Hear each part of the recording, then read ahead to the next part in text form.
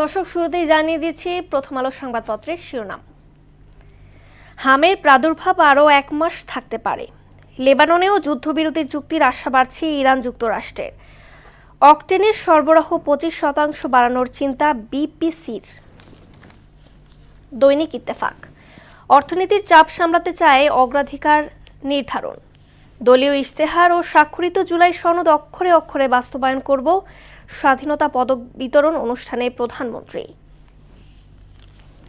সমকাল, এনসিপির নিশানায় বিএনপির বিদ্রোহীরা।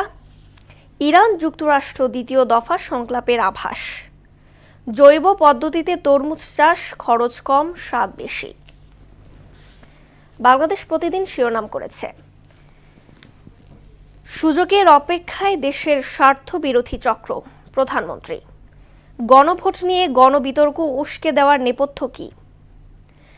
স্বাধীন প্রতিষ্ঠান না থাকা গণতন্ত্রের ঝুঁকি। যুগান্তর, 10 থেকে 14 ঘন্টা বিদ্যুৎহীন গ্রাম, load shedding 2000 megawatt.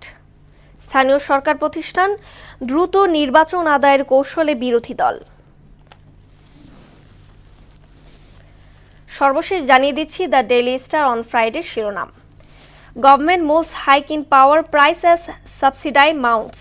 Proposal sent to cabinet amid worsening outages. Hope rises as Trump claims Lebanon truce. US-Iran talks focus on interim deal as progress reported on sticky issues. এই ছিল সংবাদপত্রের গুরুত্বপূর্ণ শিরোনাম।